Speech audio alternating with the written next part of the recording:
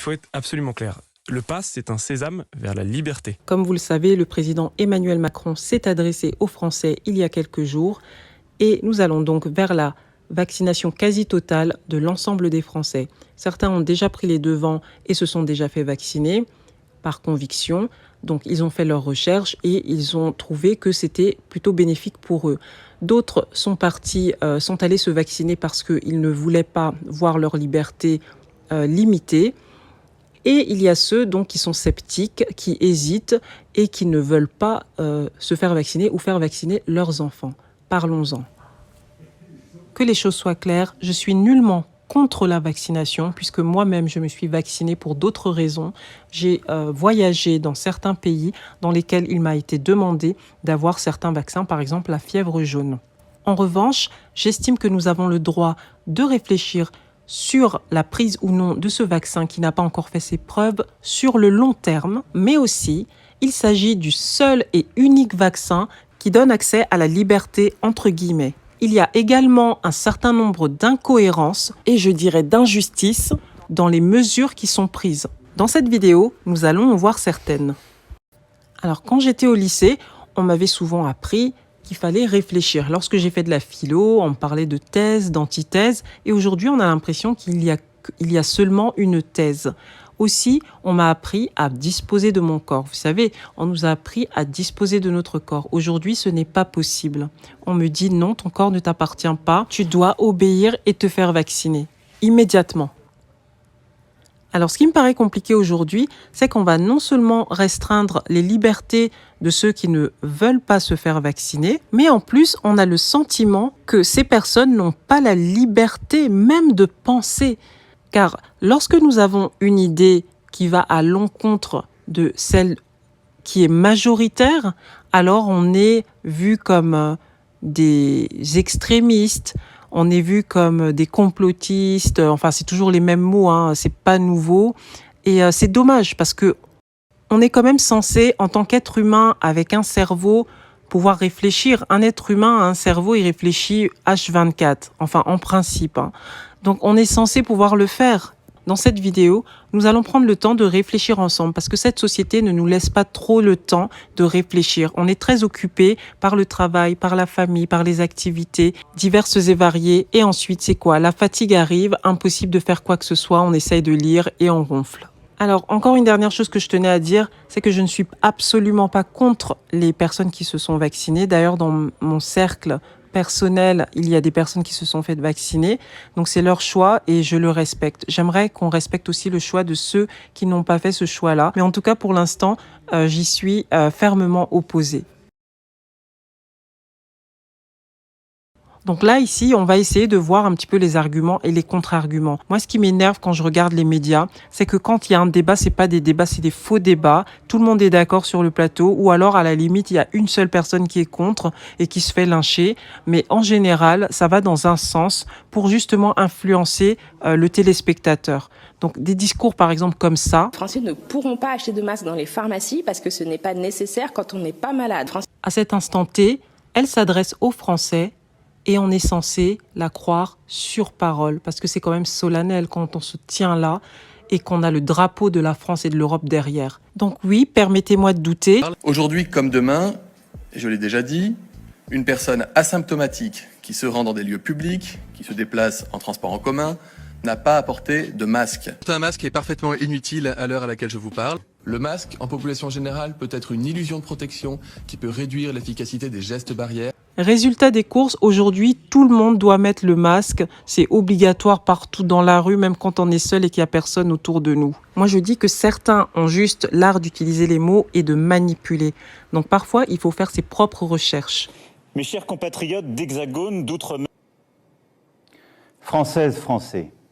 Comme vous le voyez sur le montage, le ton est plus ferme, les sourcils sont froncés, vous savez, comme un père qui veut faire passer son message et qui appliquera ce qu'il a dit. La récréation, c'est terminé, se dit-il. Il faut accélérer car la peur n'est plus maîtresse comme elle le fut en mars 2020. Le peuple a un peu plus de recul. Peuple français, vous êtes trop têtu, vous vous posez trop de questions. Par votre faute, je suis parmi les derniers en Europe. Maintenant, vous n'aurez plus le choix. Je tiens à m'adresser directement à vous. Nous avons réussi à maîtriser l'épidémie et à revivre à nouveau. Finalement, quand on entend ça, on se dit « mais il n'y a pas de problème ». Les hospitalisations, comme les décès, sont au plus bas depuis près d'un an. Ces choix et nos résultats nous permettent d'aborder les difficultés qui sont encore devant nous avec détermination. Car oui, à l'heure où je vous parle, notre pays est confronté à une reprise forte de l'épidémie. Nous avons réussi à maîtriser l'épidémie. L'apparition du variant dit Delta se traduit en effet par une augmentation des contaminations partout dans le monde. Parce que ce variant est 3 fois plus contagieux que la première souche, il s'engouffre dans tous les espaces non couverts par la vaccination. Si nous n'agissons pas dès aujourd'hui, le nombre de cas va continuer de monter fortement et entraînera inévitablement des hospitalisations en hausse dès le mois d'août. Il faut arrêter de dire n'importe quoi, mais quand on regarde les chiffres, si les personnes vulnérables et les personnes âgées sont vaccinées, les taux d'hospitalisation dans les pays où le variant Delta est arrivé n'ont pas augmenté. Tous les vaccins disponibles en France nous protègent solidement contre ce variant Delta. Il divise par 12 son pouvoir de contamination et évite 95% des formes graves. Selon I24 News du 5 juillet, 40% des patients gravement malades sont complètement vaccinés et ont plus de 60 ans. Aujourd'hui, quand vous regardez le variant Delta en Grande-Bretagne, vous remarquez une chose assez simple, c'est que certes le taux d'incidence augmente, mais en fait le taux d'hospitalisation n'augmente pas parce que les personnes vulnérables et les personnes âgées sont vaccinées. C'est la même chose en France. Vous aviez chez vos confrères du Figaro des graphiques qui étaient très très clairs. Vous aviez l'augmentation du taux d'incidence, mais vous n'aviez pas une augmentation du taux d'hospitalisation. L'équation est simple. Plus nous vaccinerons, moins nous laisserons d'espace au virus pour se diffuser, plus nous éviterons les hospitalisations. Eh bien ça c'est faux. On sait très très bien que, et ça se passe en Israël, par exemple en Angleterre, un pourcentage non négligeable de gens qui ont été vaccinés 2 fois sont réinfectés par le variant Delta. Ça veut dire que le variant Delta échappe au moins partiellement aux anticorps dirigés contre le variant historique et que la vaccination n'est pas parfaitement efficace. Et plus nous éviterons d'autres mutations du virus, peut-être plus dangereuses encore. Vacciner un maximum de personnes, partout, à tout moment. Alors quand la science nous offre les moyens de nous protéger, nous devons les utiliser avec confiance dans la raison et dans le progrès. Sachez-le, vous manquez de foi, vous êtes fou et rétrograde. Pour nous protéger et pour notre unité, nous devons aller vers la vaccination de tous les Français, de tous les Français, de tous les Français. Car c'est le seul chemin vers le retour à la vie normale. Parce qu'on a envie de protéger les gens qu'on aime. Parce que les gens que j'aime comptent plus que tout au monde. Parce qu'on a envie d'être en bonne santé. Parce qu'on a tous envie de pouvoir s'amuser. Kiffer et de s'ambiancer. Parce que j'ai envie d'aller dans boîte de nuit, moi. Parce qu'on a tous envie de voyager. Parce qu'une vie sans voyage, c'est pas une vie. Une seule solution. Une seule solution, les bébés. Se faire vacciner. Mes amours, la seule solution, c'est de se faire vacciner. Vaccinez-vous. Dans un premier temps, pour les personnels soignants et non soignants, des hôpitaux, des cliniques, des maisons de retraite, des établissements pour personnes en situation de handicap, pour tous les professionnels ou bénévoles qui travaillent au contact des personnes âgées ou fragiles, y compris à domicile, la vaccination sera rendue obligatoire sans attendre. Bon, pourquoi les policiers n'ont pas obligation vaccinale? Et pourquoi finalement on va pousser toutes les classes de population, sauf ceux-là qui vont organiser la répression? J'ai conscience de ce que je vous demande. Et je sais que vous êtes prêts à cet engagement. Cela participe en quelque sorte de votre sens du devoir. Pour tous nos compatriotes concernés, ils auront jusqu'au 15 septembre pour se faire vacciner. Il faut commencer dès maintenant. Dès maintenant. Dès maintenant. À partir du 15 septembre, des contrôles seront opérés et des sanctions seront prises. Il y a ensuite tous les autres Françaises et Français, les millions d'entre vous qui n'ont pour le moment reçu aucune injection.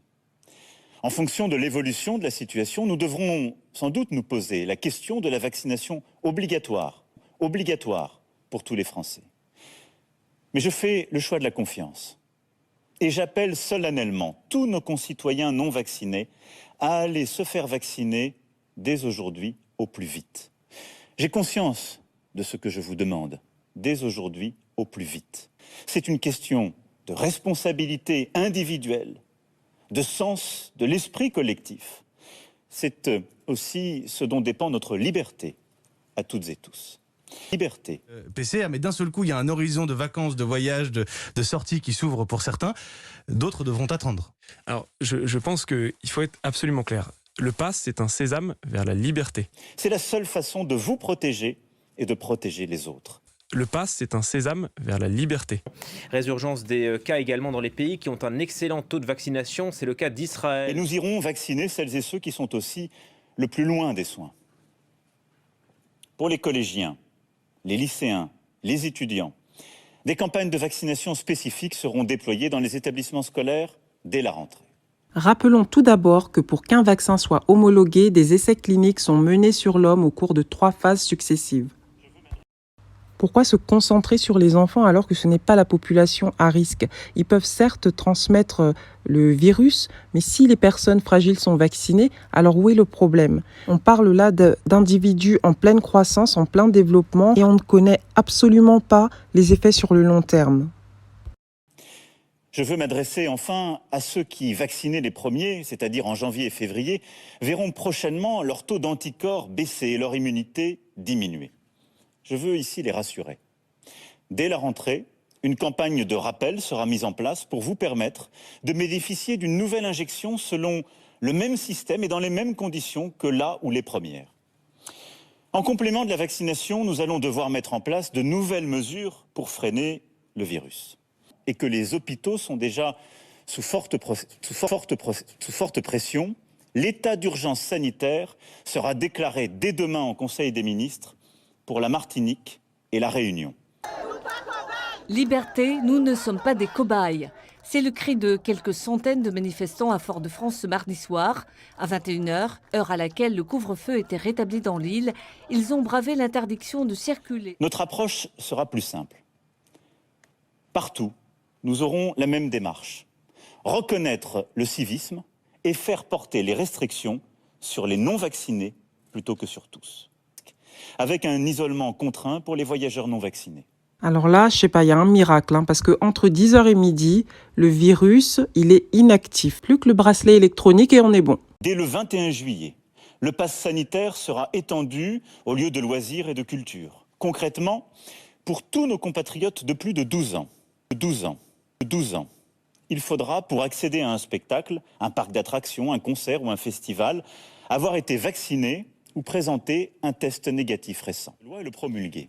À partir du début du mois d'août, donc, le pass sanitaire s'appliquera dans les cafés, les restaurants, les centres commerciaux ainsi que dans les hôpitaux. Donc la seule maladie pour laquelle tu ne peux pas rentrer à l'hôpital, c'est le Covid. Ainsi que dans les hôpitaux, les maisons de retraite, établissements médico-sociaux, mais aussi dans les avions, trains et cars pour les longs trajets.